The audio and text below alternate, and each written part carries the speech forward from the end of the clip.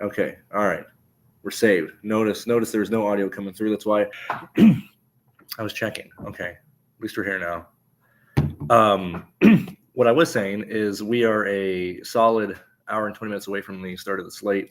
I'm going to check really fast to see if SaberSim has updated their. All right. Okay, cool. I can hear myself now. Sweet. Thank you, Sam, for the assistance there, brother man.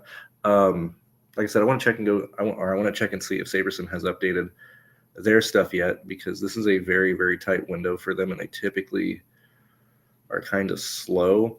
The reason I want to check this out first, and I'll go ahead and show my screen. Obviously, I'm just on my laptop because I'm at my partner's place this weekend. But come on, SaberSim, let's load and see if you have it. So I'm not just working with my stuff here. Okay, so SaberSim does have projections up. So what I want to do first off, yet again, you'll be able to see my projections on the screen. Yet again, since I'm not at my place, I'm not going to do a paywall show for this, but we can go ahead and look at what is being shown. And I apologize yet again. We're just on one screen, so it's going to look slightly chaotic here as I bounce through stuff, as we get the ripple effect here. What I want to run really fast is look through where my stuff differs from SaberSim. So when we look at Pocono, which we'll go ahead and look at the dashboard, and we'll go ahead and look at different lineups that SaberSim is creating, and different, or not different, but the tendencies that we've seen in the Pocono races with the truck series here before. So we're probably going to be here at least for like 40 minutes. So I'm looking through. I don't really see anything too crazy. Now, yet again, this Pocono race only has 80 laps, so very, very few fast laps and laps led. And so you'll notice, and obviously I'm not moving my mouse around up until now, but you're noticing that the SaberSim projections, which are, that's what we have it right now, and we have Sheets' projection as well, but I mainly want to take a look really fast to see what SaberSim is looking like, just because that's probably our best chance of understanding kind of where potentially the field is going to be at in terms of the guys who are highly owned. I'm going to go ahead and just usually I either bump up the most, the guy who is expected to score the most, or the lowest score on any slate, whether it's this WNBA, CSGO, whatever you're doing, just so you're not, if you are using SaberSim stuff, you're not really tanking with anything important. I want to go ahead and see what's being built here, mainly because when I ran my stuff earlier, I have a feeling that there's roughly going to be like 20 playable lines with Corey Heim today that people will most likely be migrating to. And once those lineups have been established, which we'll kind of, we'll most likely talk about here. And I'm going to go ahead and run the Sims as well, so we can kind of see where the field is coming at. And this is going to be a slate. Now, yet again, it's only, I think the main contest is 10K to win. It's only 5,000 people there. Obviously, the 4 is 2,600 or so. I think the 5 is 1,500 or 1,100 people. So this is a pretty small player, or like DFS player slate. So we don't have to necessarily be as creative. Obviously, when we're looking at the cup, we're playing with 29,000 lineups. We're going to upload, we're going to update here, Saber. There we go. So I want to just go ahead and look at the exposure rates right now of just when we're looking at SaberSim's exposure ratings for their top 1,000 lines based on raw projections. And obviously I use this for anything before we go through the sim stuff, but specifically on a slate where there's only 80 laps and it's very limited on fast laps and laps led. These lineups are most likely, or the exposure rates of these players will most likely be very similar, not only through SaberSim, but potentially other fantasy sites. And obviously we have Sheets and my stuffs as well. Although I'm not going to go over those specifically in this one here. We're just going to be talking about kind of what I think the field is going to do. And when we look at the starting grid burst, or compared to the projections for these guys, obviously you're noticing Corey Heim starting first. Obviously, as Caden, Hocevar, and Lane Riggs around him. In terms of the likelihood that one of those individual guys lead. We'll go ahead and look at the truck dashboard in a second. But when we looked at the practice speeds, obviously overall, Mozak is the fastest, okay? But the fact that this track is so long and the fact that we're so limited on practice laps, and this track is such a run what you've run type of racetrack, the practice speeds and specifically the 5 and 10 lap averages will be a pretty decent tell of where these top 4 individual drivers are at.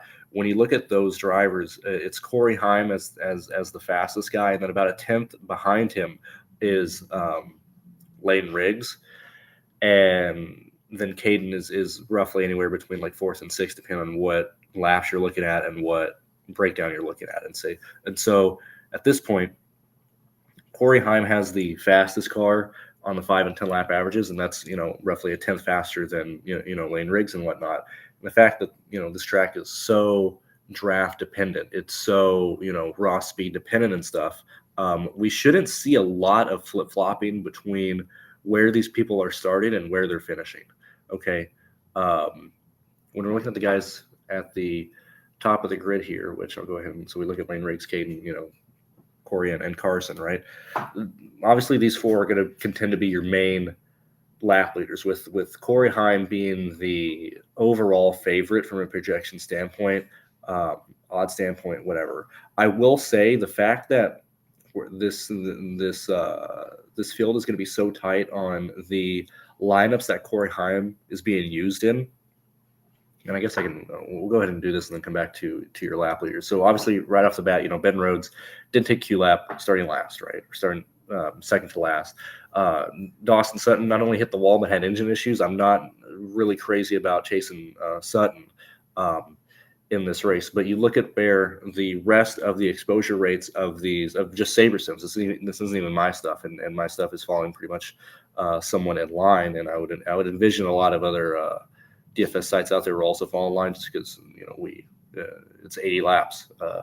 So projected finishing and place differential are the main points way to make your projections, right? So Tyler Ankrum, Daniel Hemrick starting 18th and 19th, who have been top 8 contenders this season. As we look back at Michigan and stuff, obviously Friesen wins that race. We have Enfinger finish second, okay? But we look at, intermediate tracks this year of who has been pretty much a top 10 contender at any intermediate track this year, where speed and what the actual team has is important. So you have obviously Corey Heim has been the fastest. You've had Chandler Smith up there, but you've had Tyler Ankrum, Layden Riggs, Daniel Hemrick, Caden Honeycutt, so on and so forth. And so when we look at the people who have normally finished in the top 10, those individuals are the people who are actually being projected for the most exposure rates in these in the highest predicted lines from SaberSim. So Ankrum, Hemrick, Enfinger, so on and so forth. Okay. When we also look at this, we see that we have a lot of what I would consider pretty much dead individual drivers who really can't do anything outside of wrecks, and we've had crashes in this race, which again we'll look at the dashboard in a second. But you look at the exposure rates in the top 1,000 lineups here, and it's usually telling when there's a ton of people in the single digits and stuff, and especially people who are starting in the middle of the field. Okay, which obviously, what I typically do behind the paywall shows, I'll go ahead and show exactly what I have, although you can kind of see it on the SaberSim side. But when we're looking at the people who are kind of in dead ranges and dead zones of potentially really competing today and stuff, with how fast Layden Riggs, Caden, Corey Heim, and Hocevar are, there's pretty much a step down between them and the other people starting around them. So like Giovanni, Andre, Raja Jones, Patrick Emily, Jake Garcia, Connor Mozak and stuff. So it's very unlikely that drivers in this range can move up enough to start getting in a realistic scoring range that we would consider being playable.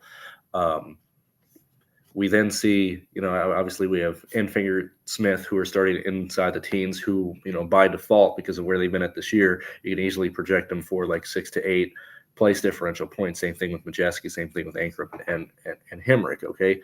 The last point of note here is when we look at the range from Cody all the way down to Clayton Green, okay, these individual drivers, Cody, all from Cody to Green, which is basically 25th to 33rd. These drivers, what is this? 1, 2, 3, 4, 5, 6, 7, 8, 9. These 9 drivers or so are not expected to really do anything in a range that would indicate them potentially being optimal. Okay. So when we start looking at the back of the field here, in terms of value, in terms of what you want to end your lineups with, it is highly encouraged to play today with somebody like Nathan Beard, Jack Wood, Matt Crafton, Matt Mills, Connor Jones, Luke Baldwin, somebody like that being the cheapest guy you go towards, because these guys here are very much in the range of scoring anywhere from 11 to like 24 points, okay? And that is just not going to really do anything, okay? Yet again, when we look back at the projected, highest lineups, yet again, this is Saberson stuff, not mine. We're trying to be aware of what the field is doing here. Okay, and we start looking at the people that are being used here. Now, obviously, this is a punt play with Brian Dussat here, but I want to go ahead and just show you kind of where people are going. Now, yet again, personally, I'm not crazy about Dawson Sutton, but if you have confidence in what he could end up doing, him at 62 is very much in the case of being the cheapest guy, as stated with like Kraft and Jackwood and stuff. But we're noticing that a lot of lineups are going to have people like Ankrum, Enfinger, Daniel Hemrick, and Corey Heim, Hemrick, Ankrum, Ben Rhodes, Connor Jones, Dawson Sutton. Like, it's going to be lineups that are very similar to like this, with different 1v1s or 2v2s that are going to be the majority of lineups played today in this race. Okay, and the reason that being aware of this is important is because with where Corey Heim falls in line at, and the potential that he has of running away with the race, or at least performing well. If you go ahead and look at the truck dashboard that you have here at TrueDFS, and let me make sure of how much time we have here for this slate here, since I am having to use my phone as well.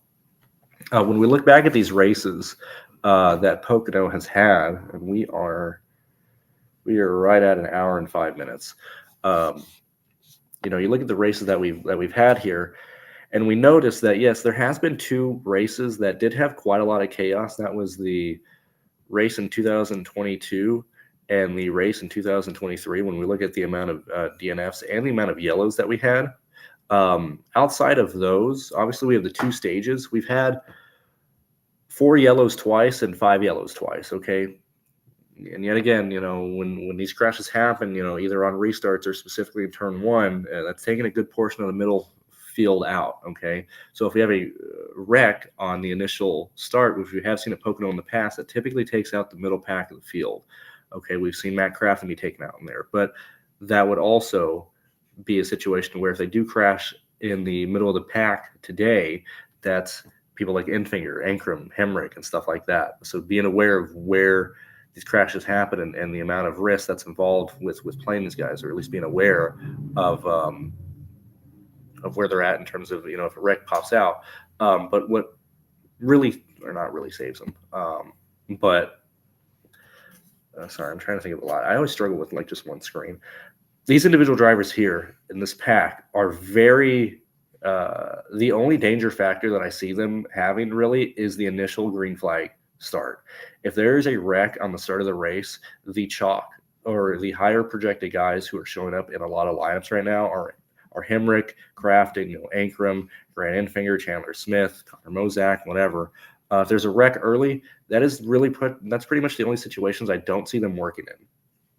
Okay, because if this race goes green, everybody in this range that have been finishing top 5 and top 10s at intermediate tracks will migrate to the top 10, and they escape that danger zone in this race. Okay, so when we're looking at guys to fade or get different on and stuff, I don't think it's not playing the guys who are expected to finish in the top 10. It's more so actively choosing or specifically looking at not playing potentially Corey Heim or not playing Caden Honeycutt, and choosing somebody like Lane Riggs and stuff. When we look at the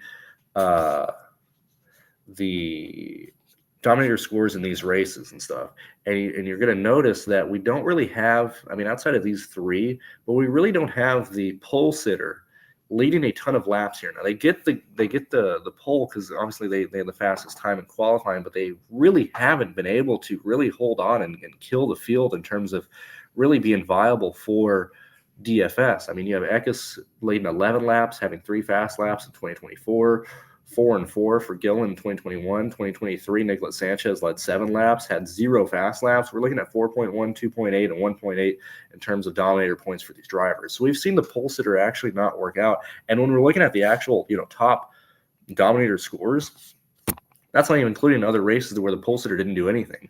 We're seeing that a lot of the laps led and stuff are coming from guys who actually did not get the pole. Okay, so you can look at this to where it reinforces that potentially Corey Heim is going to perform, or it potentially reinforces like, hey, maybe Lane Riggs isn't the pivot off of Corey Heim. We might potentially want to go to potentially Caden and or Hocevar. But we look at where, the good portion of these laps led are coming from. And it just so happens to be, your second place guy, your third place guy, and obviously people who started in the back of the field or didn't, not in the back of the field, but qualified poorly, like Corey Heim going from 9th to finishing second last year with 27 laps led, or in 2023 rather. So yet again, that's like another potential ding or a way to, or at least being aware of, if we're not playing, Corey Heim, I don't necessarily know if Lane Riggs is where we want to go. I'm much more interested in potentially going to Hocevar, and or if you look back at what happened in Mexico last week with the Xfinity Series, you had everybody who started up front run into issues. Obviously, you had Connor Mozak just fucking throw another race away, right? And then you had the wreck that included him and Ty Gibbs, and basically the other pivot off of him. And other people start up front, finish 7th, 6th, 9th, or whatever. And it turned to a situation where potentially chasing more place differential ended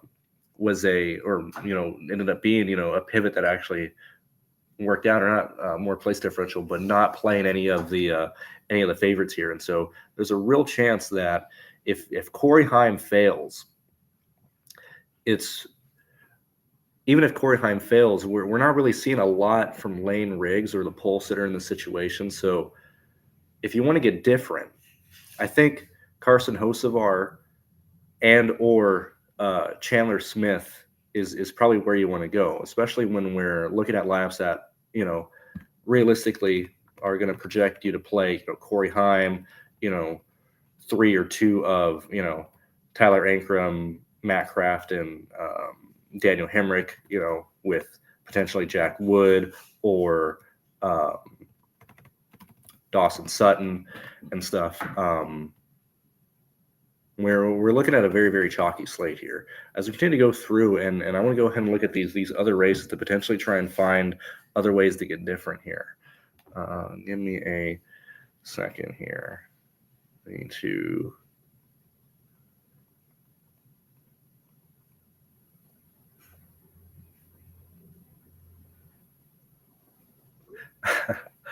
as we look through, I want to go ahead and look at the scoring ranges of these players, and really, outside of the main lap leader, the other ones are scoring, right around 5 to 3. Sorry. Let me go to the scoring ranges really fast here. When we look at the scoring ranges, and yet again, this is why I started with the dead zone really between Cody and Clayton Green from 25th to 33rd, is when we look at the scoring ranges we want to be at. And why I really harp on this is generally whatever series we're in, we're usually looking for like 40s to penetrate that top 6 scoring. But when we look at the ranges today for this, your median for 6 is 43, 42, 41 for 8, and then 40 for 9th. Okay, so who can realistically do that in this race? Who has a realistic outcome of potentially hitting at least a 40? I'm not concerned about the value and stuff, but who could potentially be there? And actually going to I want to go back to Saberson, but I don't want to do that. Who potentially has that? And we can go ahead and I'm going to go ahead and just give A's to anybody who can potentially hit a the 40 outcome, regardless of their pricing, right? Like who are people that could realistically probably do that? And so when we start looking at this field here, yet again, this is not what their projections are, but who could potentially hit, maybe not even Nathan there. But who are the drivers who could, score 40 points, or at least, we could realistically see an outcome that leans there. It's everybody who's highlighted here, right? Now, if you want to argue that somebody like Andres or Emily in Spire Car could potentially, like, I'm not going to argue with you. I'd much rather end up playing these guys over the actual like second tier and third tier, like third world drivers back here with their equipment. But we're working with a really, really tight player pool today, and we're working with potentially a situation where there's a lot of duplications. Okay, and so for me, and the reason why I'm talking about this, and I'll look at chat in a second. I do apologize. I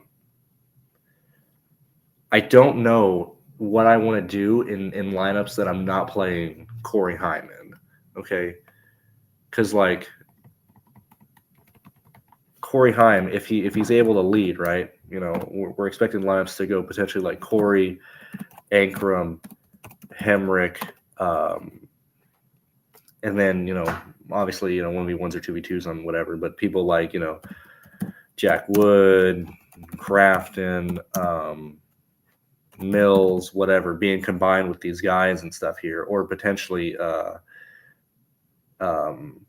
oh, actually, it's not even that. It's because Rowe. I mean, we're arguing that Rhodes sophomore, right?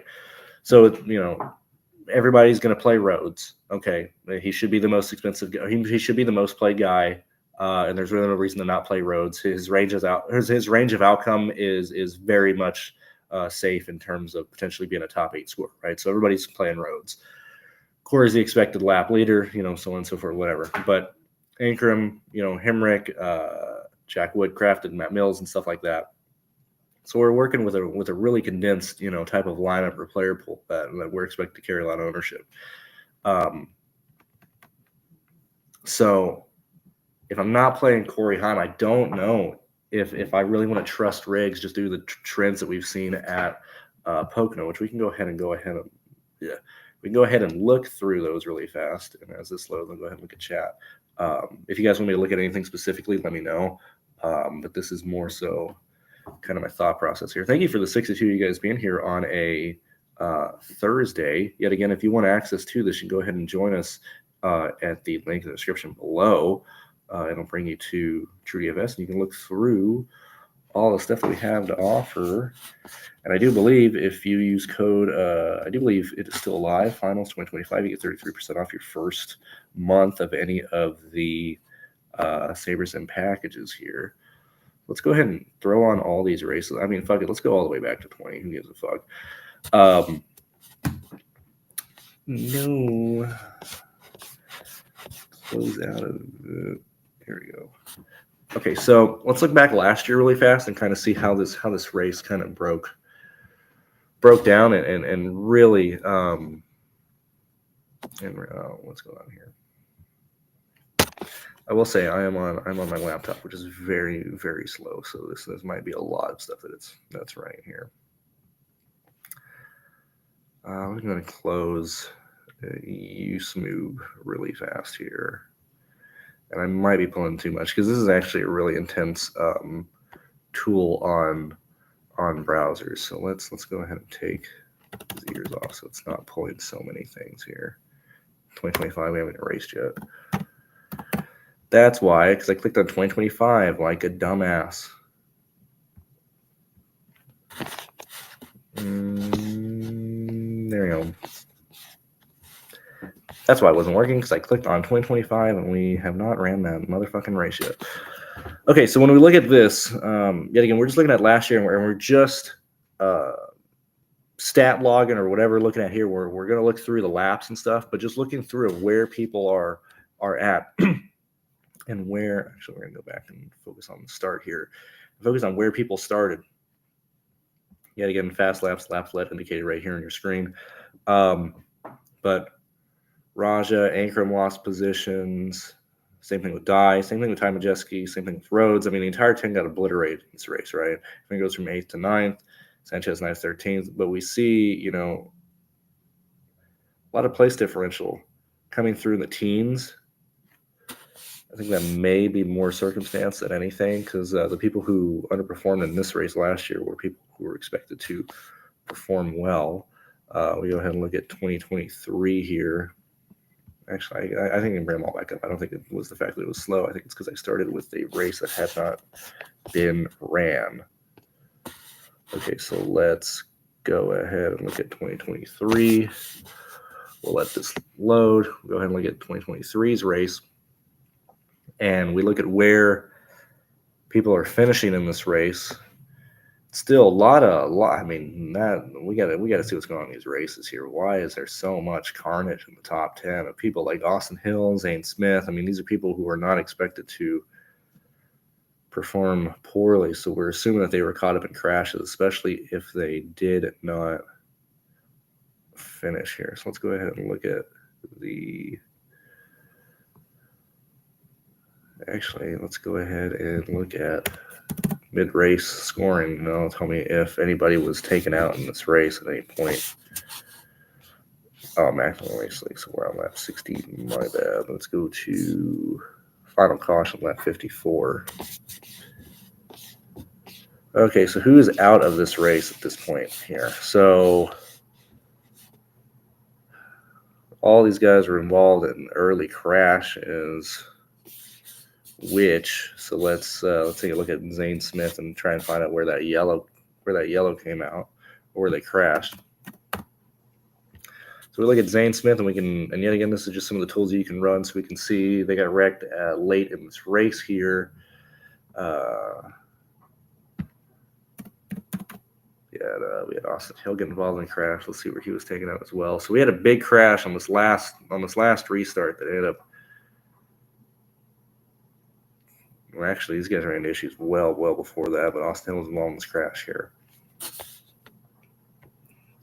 All right, what are we at here? I want to look at 2022 race results. I'm mainly trying to figure out what I want to do with Corey Heim. This one, nothing too crazy in the top 10. Obviously, Infinger falls back, and also this is also added to the fact that this race will usually go green, as we looked at when we first started. 2 races with 4 yellows, 2 races with 5 yellows. I mean, 1 with 7, but for the majority of this, we're going green and we're spreading out. Okay, and so we're either running into pit issues, and stuff like that. Because I mean, this is the third tier of the NASCAR teams. Priest goes from 22nd to 2nd here. This is also the thing to note when we're looking at the back of the field, the people who qualify here. Oh, this is the top 9 fucking crash, or the top 9 race. We're not seeing, obviously this is Austin Hill, like a big name going to the front of the field, but we're not really seeing the Reunion cars really do anything. These cars do anything. Like these third tier, second class, third class, citizens are not really doing really much of anything in these races. We'll look back at 2021. I believe this was the race that had yellow, still 60 laps. So we're running more laps this year than here. I'm going to see what the starting grid looks like here. I've already made my lineups and stuff, but I'm kind of going through exactly what I look at when I'm looking through the tools and how I use them and stuff, or to get a better feel of what I want to do here. So this is going to check with the bag. Seems like a lot of big names are still running issues. Obviously, Jack Wood, 9th to 30th or 9th to 39th and stuff. Pretty stagnant. That's pretty interesting. The teams are very, very stagnant. Not a lot of passing this year in the teams area. What does the back of the field look like? And this is mainly showing of why I don't want to be playing these bad teams. Because even in situations they get a lot of yellows, we're not seeing much, man. We're not seeing much at all. Last thing I want to look at, actually, I should have done this to begin with. Let's start back over. Let's look at last year's race. And let's see what the scoring looked like on lap 65. Let's see. Obviously, we have 70 laps, but I always like to see what the race was looking at before it actually ended.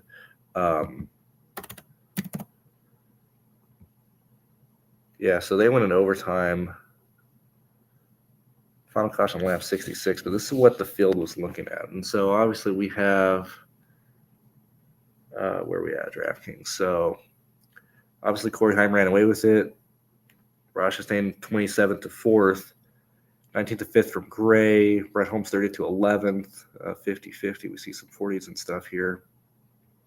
Still a pretty aggressive drop off in this one, and more so it's like, what are the outcomes, or what are the drivers, and what are the situations that are having them be scored in ranges like this? Okay, let's go back and look at this one really fast again. Okay, I pulled it. I gotta wait for it to pull. Did pull. It's 150, right?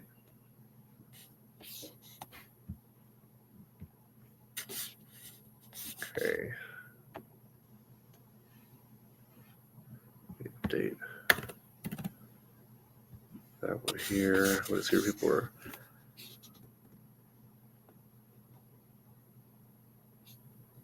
This one way bigger drop off with.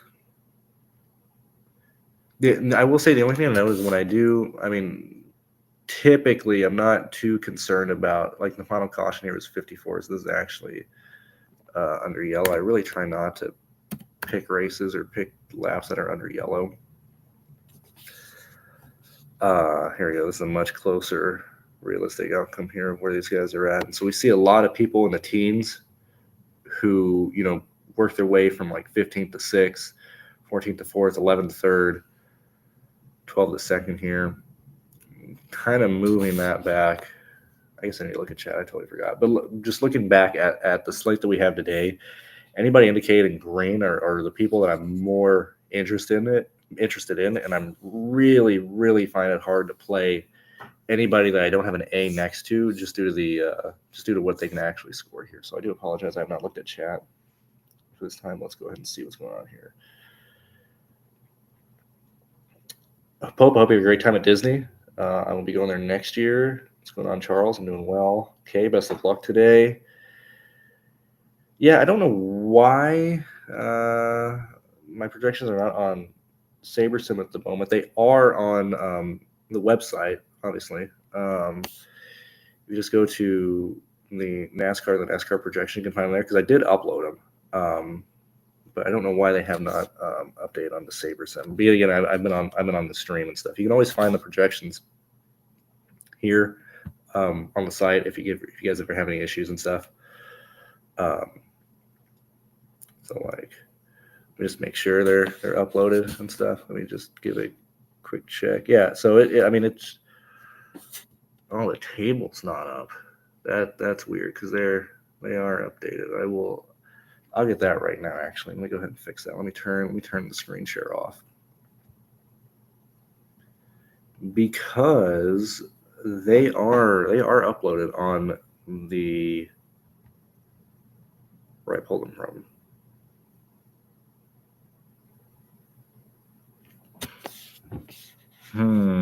Yeah, because I uploaded them like an hour and a half ago. So that is not good. What are we dealing with here? Got a whole 44 minutes. That's plenty of time. Let me go ahead and send Goldie a message really fast.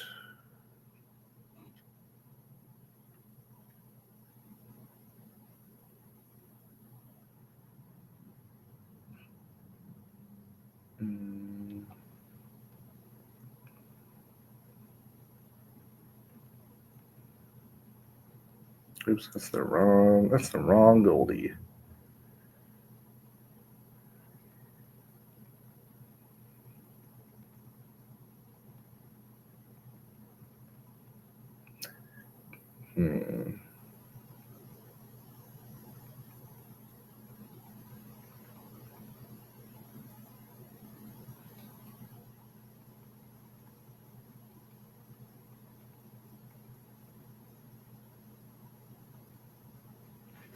Yeah, well, that's majorly unfortunate. So we I'll see if he answers me in the next couple minutes. If that's the case, I'll just show you actually what I have. You know, we'll just do it anyway. Who's still here? How many people we got here, dude? Who's busy goofing around? 690, you guys. If you're here for this long, you deserve to go ahead and see stuff. So when I'm looking at my stuff here, it's kind of where here, I'll go ahead and move this so it's easier to see because I think I forgot how restring shows. I know I'm usually in this area, but this is where these are the projections that I have for people. Obviously, Corey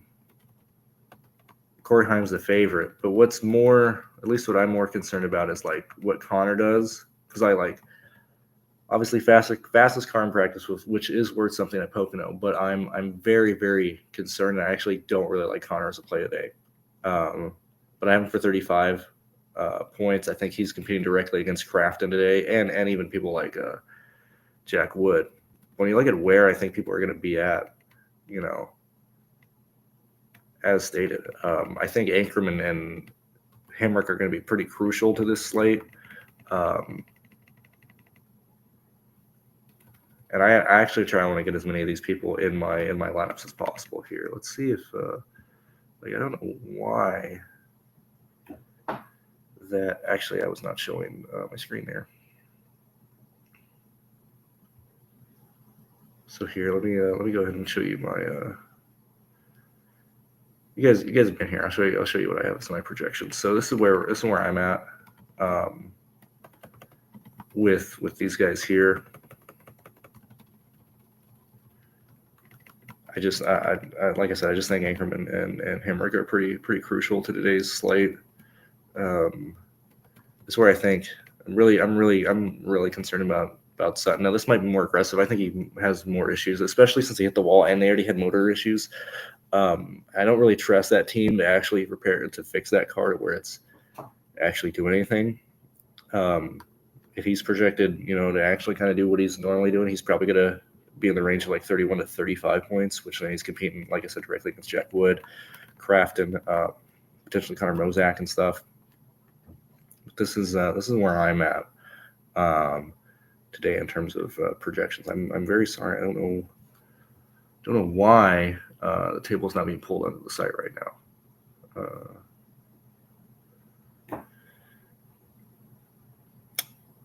What I will do, I will go ahead and do this. I will go ahead and upload the projections for you to use, and I will upload those onto the Discord. So let's make sure that's there.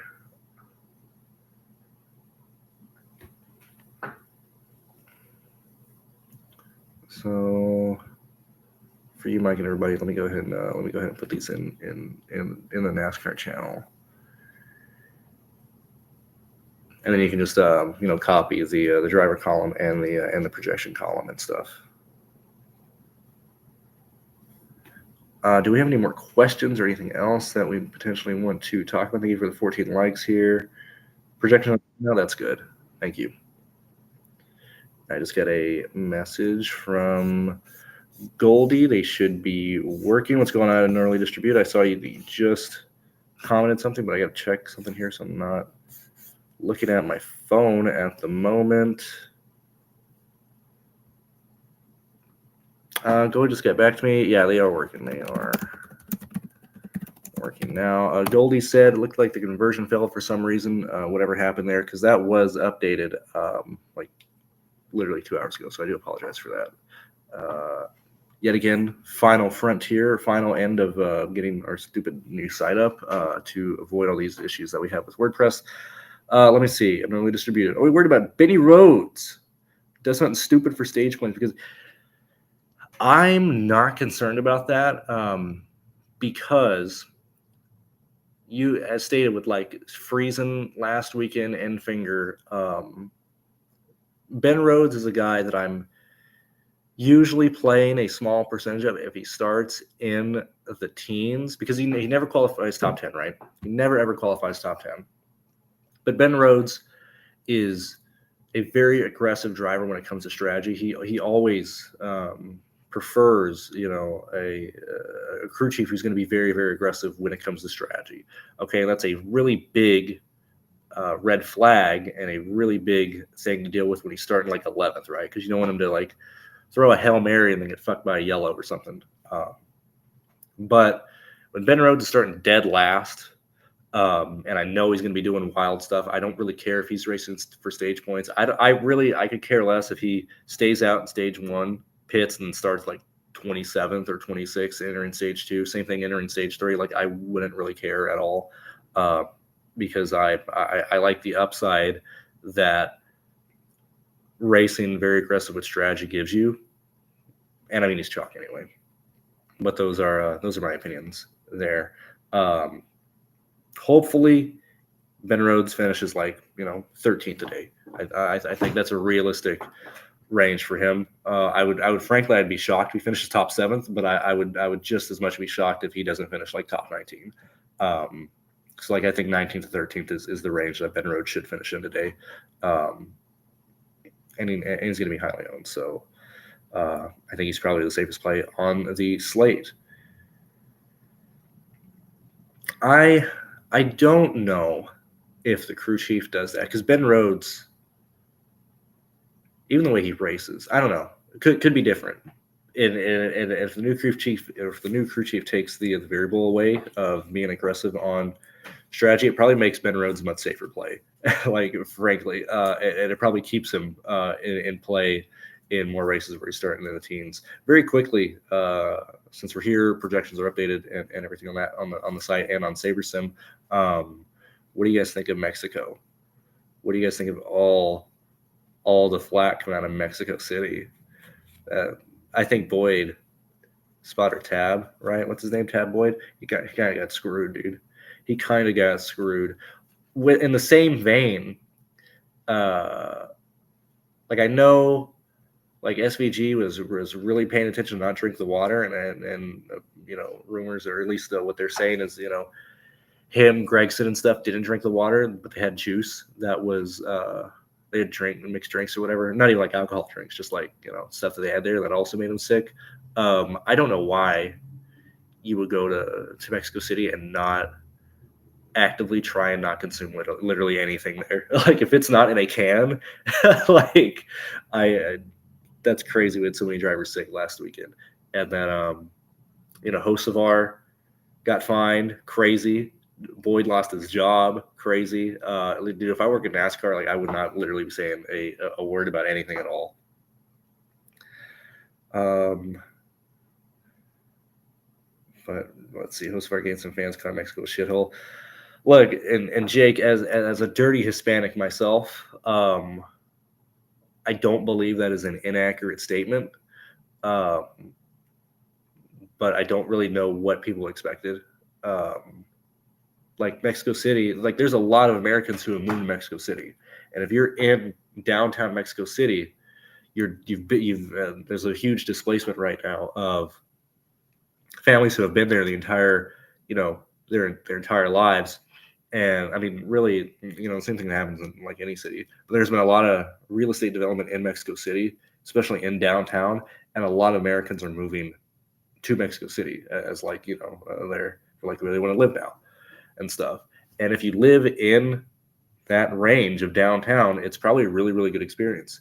Everything outside of that is not very enjoyable. But I just don't. I also don't know why the teams didn't tell any of these guys to not say anything negative about. Like, that seems like a clear and obvious issue that they were going to run into. You're going to Mexico City. Like, of course, people are going to say bad things about it. I just don't. I don't understand. Let's see what else. There's one other thing I want to talk about, but I can't remember it related to Mexico City. Oh yeah, everybody pissed off about SVG being in the playoffs. I don't really know what you expected with winning your in. That's literally why he was hired. SVG could run 28th at every track. As long as he wins one road course a year, he's literally doing what he was brought in to do. Yeah, past that, can't think of anything else. I think I will go ahead and end it there. Best of luck. Good to see everybody in the stream again. And yeah, see you guys later. See you tomorrow. Bye-bye.